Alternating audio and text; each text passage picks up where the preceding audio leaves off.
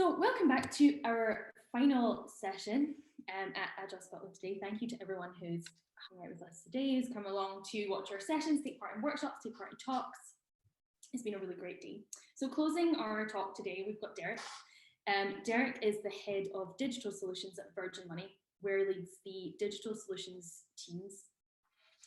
He's responsible for scaling the in-house digital design and engineering capability and culture through the development and embedding of modern software development, design, and agile practices. Derek is an accomplished financial sector specialist with experience in a wide range of sectors, including insurance, commercial and investment banking, and commercial investment banking. So Derek has a history of leading teams to exceed client needs and outcomes through digital transformation. So thank you very much for joining us today. Very warm welcome to you, Derek Smith. Take it away. Great, thanks, Jo. And I didn't know you didn't tell me you were going to embarrass me as I started, but thank you. Right, I'll start sharing my screen in a second. So let me just check everyone can see that now. Okay, can I check? Jo, can you see my screen now? I can, yeah, that looks great. Okay, let me just put that into presentation mode. 1 second.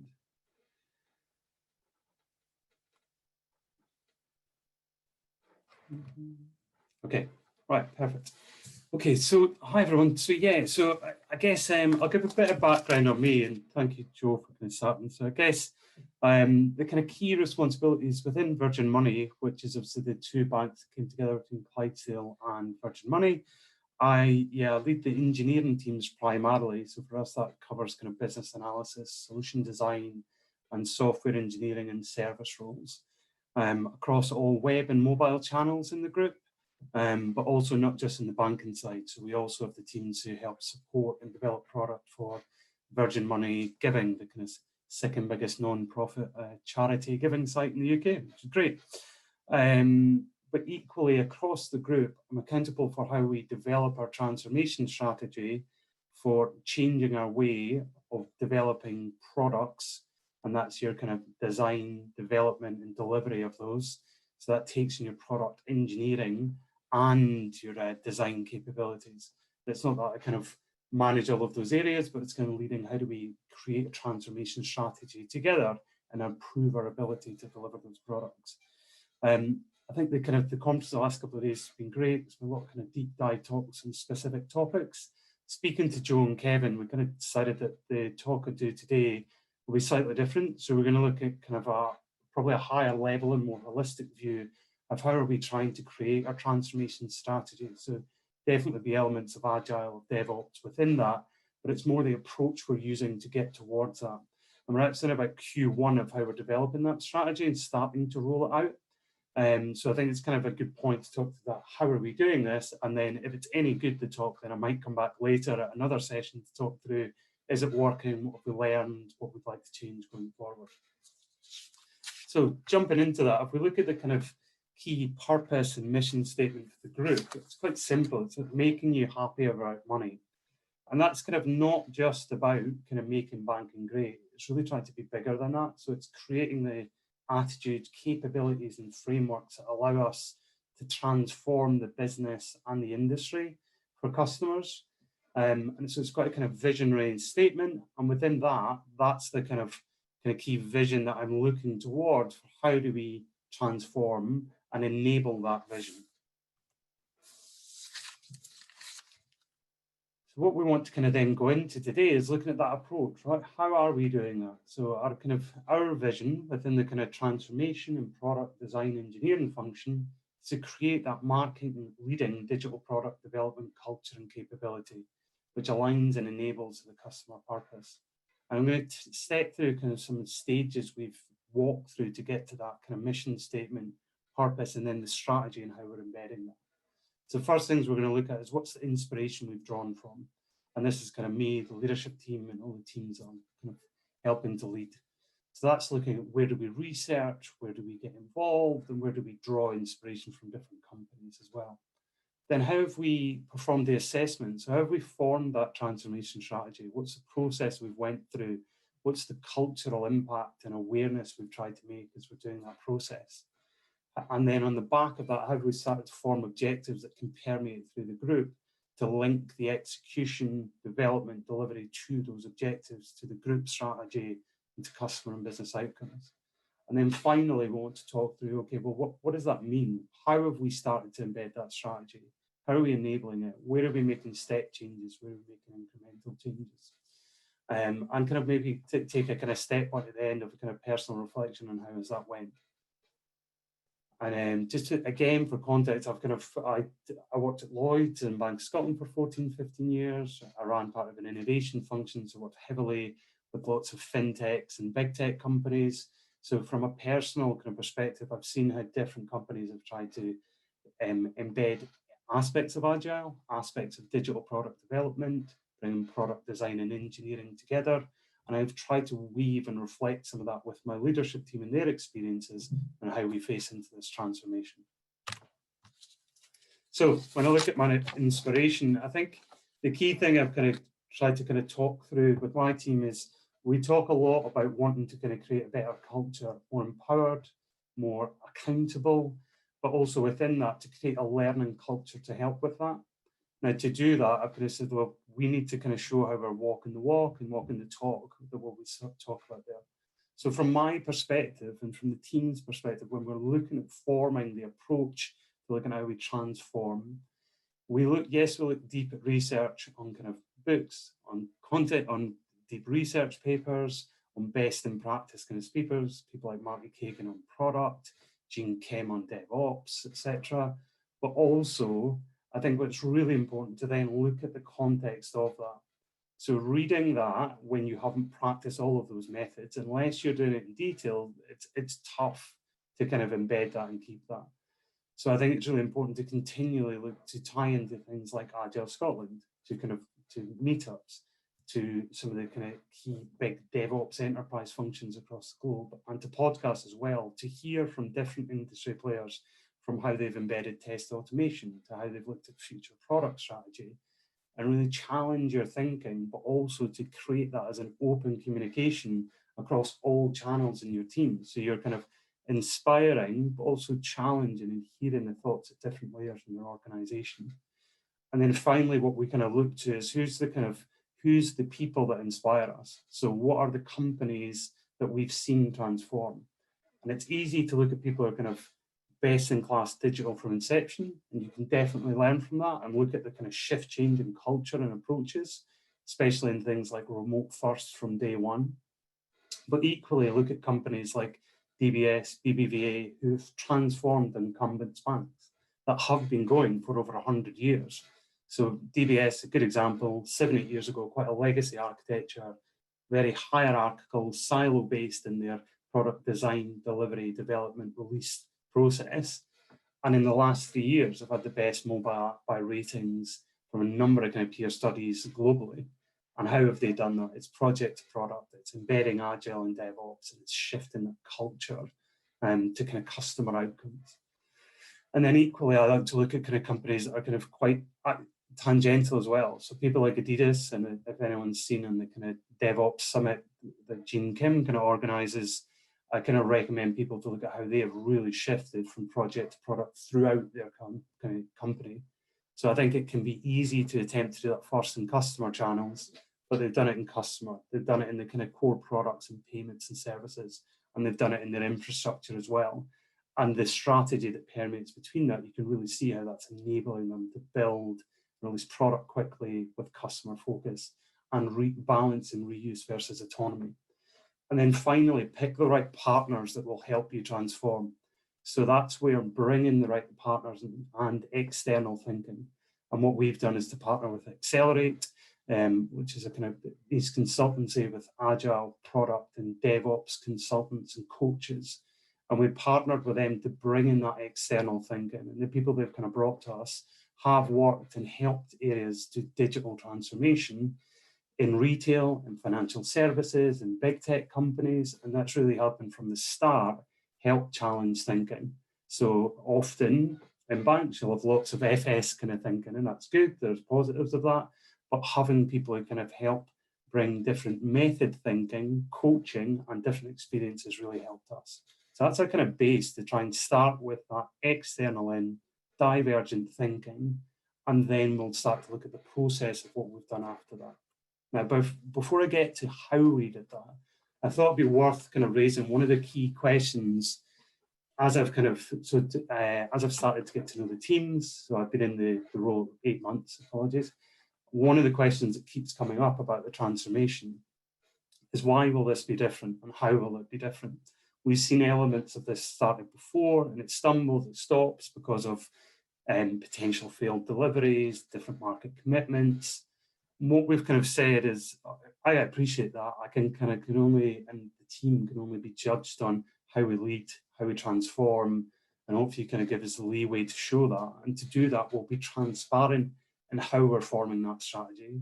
We'll be inclusive in the assessment stages.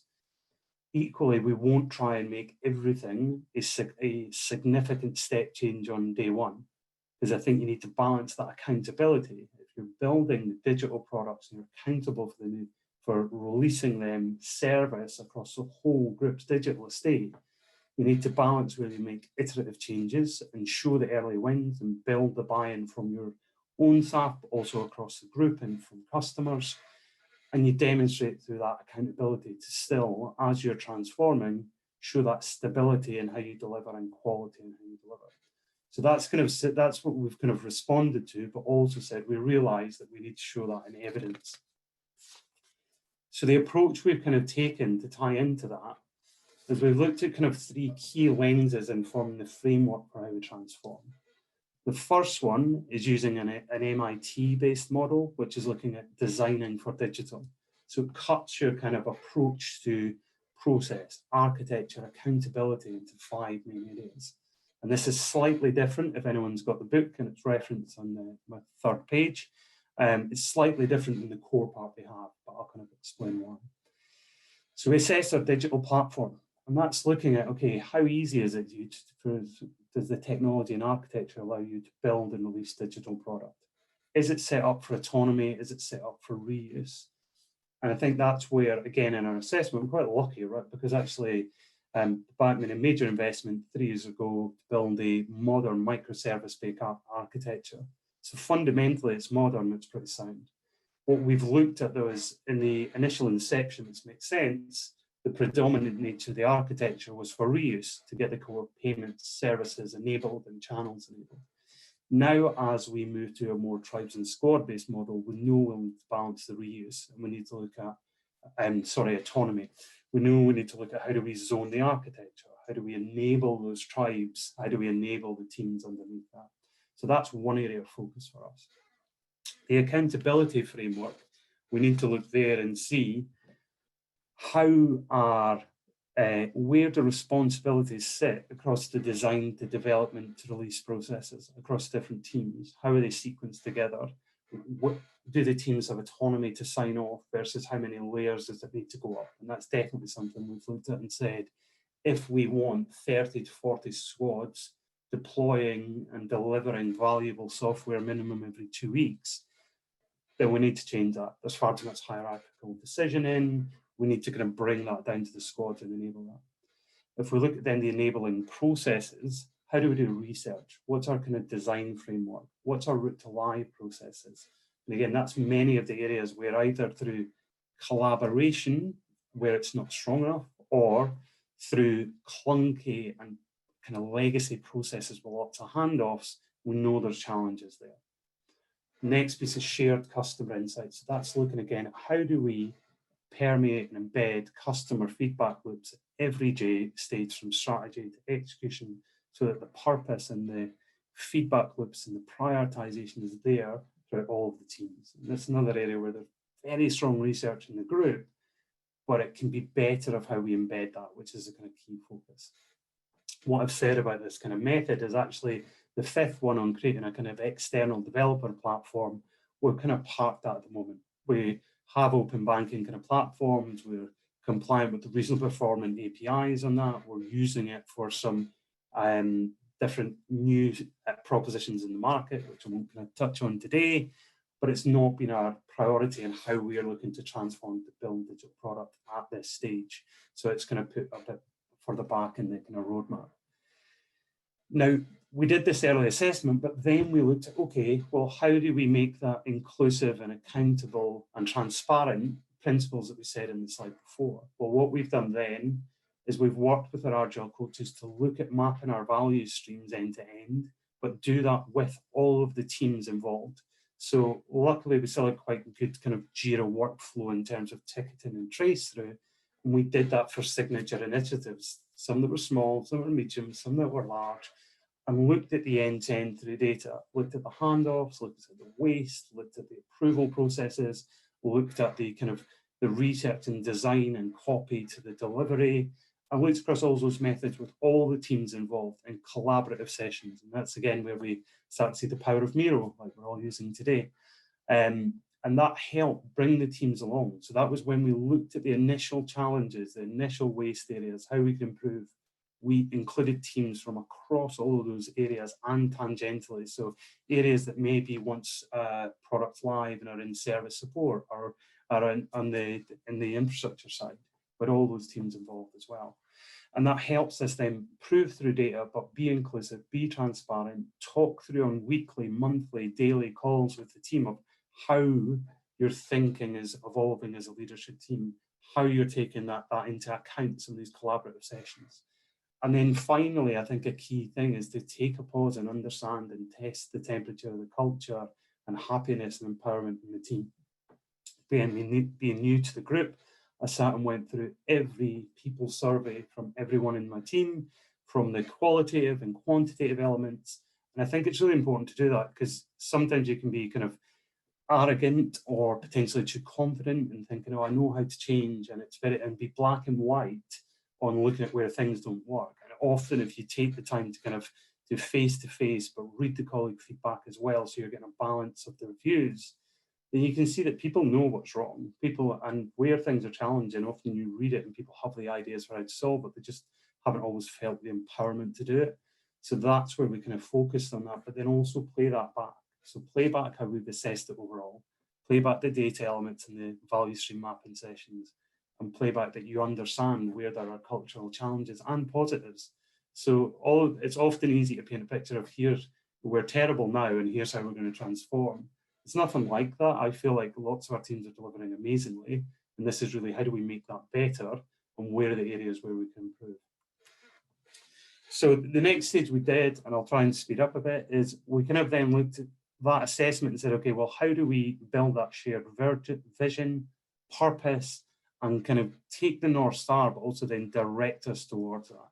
And that's where we started to move from project to product, move from outputs to outcomes, and start to do that through an OKR style framework. And we've started to do that by kind of framing the transformation around 5 areas. And they'll be dialed up, dialed down, depending on what squad or tribe you're in, whether you're in an enabling squad horizontally, or your vertical focus on one specific business area. We've started to kind of dial up that every squad, every team member knows exactly the customer and business outcomes that they are targeted to kind of achieve, exceed, and design and deliver great product for. We then put 40% of the objectives are on how we transform our ways of working, our culture and capability. So how do we embed the Agile method that we want to kind of use? How do we transform our culture and capability? So talking through how we're going to train and upskill our colleagues. Where are we going to look to recruit to build different skill sets that we don't have at the moment, but how over time will we use that to augment and give opportunity to our colleagues to grow modern skill sets? And then also looking at some of the key technology and process challenges. How do we transform our route to live and our architecture so that we can fuel autonomy, but at the same time as doing that, you need to kind of train up the squads on that autonomy. What do they need to own? What's their API management strategy so that they can take that accountability on, as well as have the empowerment and the autonomy. And around that, we then look at how do you embed that? There's kind of 3 focuses we looked at there. There's a way of obviously transforming where you create a new entity and you set it off to the side to kind of get fast acceleration, embed from the start. I think we've decided to do it differently. We want to kind of have foundation and optimize elements across every tribe. So where we have 6 to 10 squads in each tribe, We'll have foundation training for all of the squads, and we'll build that up over the next couple of quarters. That might be your agile method, your Jira workflows, scientific estimation, etc. And we'll focus on a couple of squads in each of the tribes that we choose to do a heightened level of training and accelerated through an optimized kind of set of training and coaching. And then what we will do is we'll make that transparent. So every tribe feels like they're getting base training and some are getting optimized, but they're close to them and they can see it's coming. And then each quarter we'll kind of move on the optimized so that over 12 months, we get more of the kind of squads up to that level. Equally, we'll balance the incremental and step change. So for things like agile ways of working, we're putting common Jira workflow in from day one across all squads so that we can help people get the transparency, help laser focus on productivity, but also look at where we need additional coaching and support from teams. But on things like route to live, we won't move all the architecture to a new cloud kind of pipelines, etc. on day one, naturally. But we will talk through how we do that. And we'll make incremental changes to the architecture that start to show that benefits to the business. So for example, one of the tribes released 5 times independently in the last 4 weeks. And that we are then now showing how do we showcase that to the teams to make them kind of proud of what they've done, but how do we showcase that across our organization to show the difference of how we can move away from monolithic releases. And it's not all multi-million investment. Some of it's process, some of it's operating model, some of it's early architecture changes. And I think that incremental and step change is really fundamental so that you build the buy-in from the teams, you show the early benefits, but also you can course correct that your strategic decisions on transformation may not be completely correct. And balancing that, as you would do in a product design process in Agile, balancing that with your strategic changes, I think is really important as well. And then finally, we're trying to build that model where our metrics drive everything we do. And that's in culture, it's in customer outcomes, it's in productivity, it's in culture. And we're using kind of Jira as our common workflow, which I know many people do, but also we're then looking at using the direct plugins from the marketplace that allow us to use everything and trace everything from concept to customer and have the kind of the 3 feedback loops from the portfolio, the tribe, the squad at every level. And the benefits we hope of doing are you've got your OKR model linked from strategy to execution. You've got your productivity, you've got your quality. It allows to have that focus of the teams on what matters, but it also starts to take away some of the bureaucracy because of other finance systems, because of other different data dashboarding tools. And we think that will really help. And we're starting to roll out again, squad by squad. I think what we've found so far is that the early benefits are there. The teams are really, I think we're starting to see that benefits where the teams are starting to come together. They feel part of more cross-functional teams. The early deliveries have been really strong. I think what was really I think a positive for me in the team is actually we've had the CEO and the CEO contact us to say, actually, look, we've realized all this change coming in the last few weeks in terms of new features for our customers, and we didn't even know it was going live. So a kind of personal reflection for me is the team are working really well, they're adapting to the method, they're definitely changing how we work, and we probably need to it's taking a step back to say, actually, but how do we promote that externally better across the group and external in the market? Hopefully that's been useful. It was a kind of whistle-stop tour because I wanted to give a few minutes to see if there was any questions. From our perspective, we're at that kind of exciting stage where we've started to take off. It seems like the kind of rocket is heading towards the right North Star, but we'll keep course correcting, we'll keep kind of embedding and working with people across the market to kind of inform our view and challenge it. We plan to come back in the future and talk through specific areas of that method. What have we learned? Do kind of open retros, kind of share with different communities. And we're really keen to hear how other people are also facing into and trying to enable this type of change across an organization. So I'll pause there and I'll check. If there's any questions, happy to take them directly or in the Q&A slide. And I'll ask Joe, I'll open up to see if Joe has any questions that we've had in so far. Sure. We have one question from, I'll let them roll in a little bit, but our first question is from Jeremy. So Jeremy says, given that culture flows down from the top, how are you approaching changing senior leadership values and behaviours? Yeah, so it's an interesting, so thanks, Jeremy. So yeah, it's an interesting one. I think we're going to do direct coaching sessions with some of the kind of leadership teams and middle leader layers that are either direct into here or tangential. I think what we are trying to do is prove through value. So where there's areas that we know we can have better and deeper control to enable the autonomy earlier, show the value of that and tell the stories of that. I think it's easy to tell and to kind of give this story of why leadership should delegate further, but I think you need to demonstrate the value as well. So we will have coaching sessions and enabling sessions, but we can also show almost within a couple of months of showing here's squads who still have a hierarchical presence above them. Here's squads who have got more autonomy. Here's how they've learned. Here's how they've course corrected. Here's how they are starting to deliver better. So I think you do that two charts. You enable, you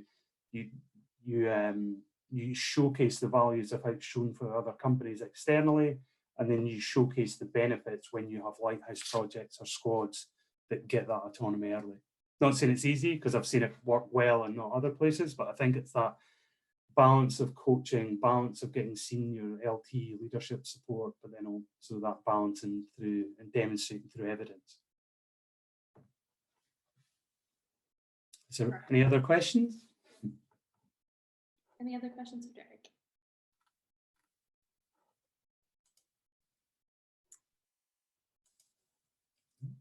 We have you seen a change in business results and are you measuring that?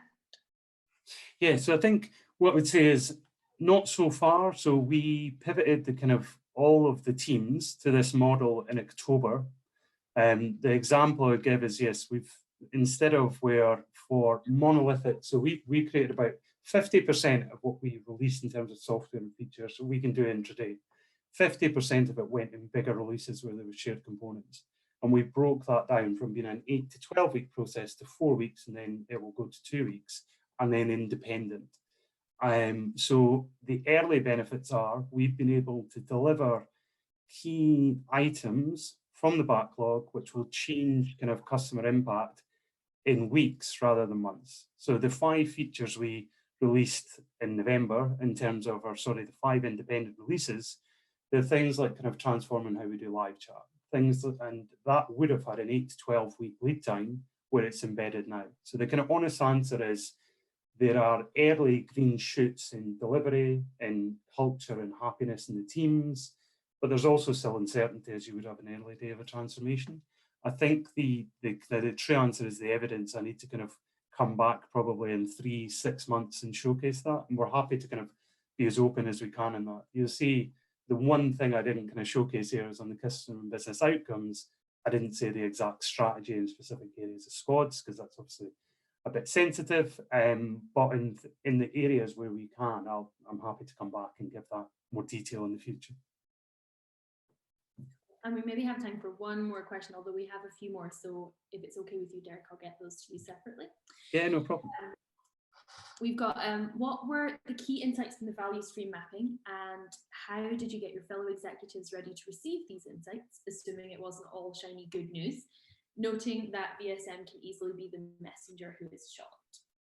Yeah, so the key things were kind of showcasing waste, or certainly not maybe queues, right? Instead of saying it's all waste, but 90% of the time spent on tickets was in queues between teams. So probably not a surprise because of the kind of handoff waterfall method that was predominantly being followed, but the size of the actual amount of that was surprising. The fact that that was 90%.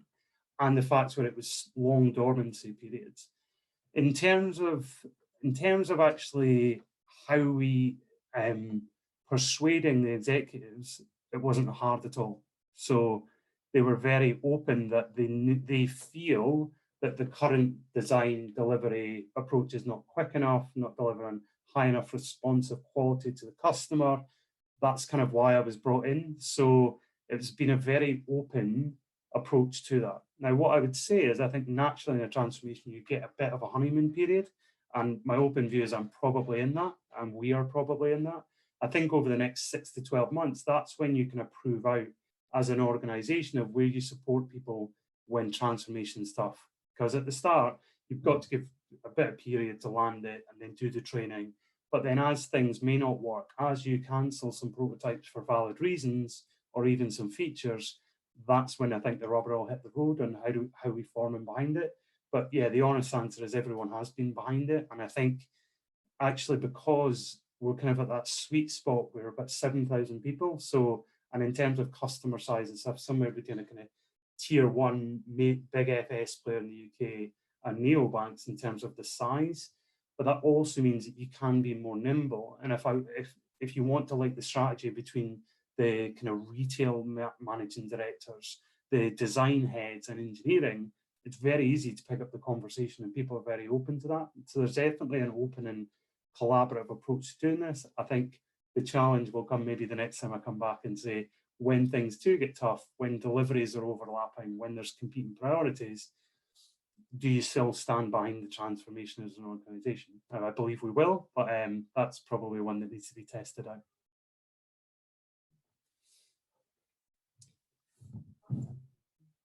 Okay, cool. Is that a show? Yeah? Yes, that's wonderful. Great. So, yeah, so thank you for inviting me. Thank you for letting me close the conference this year. It's been great to join. I look forward to kind of speaking in the future.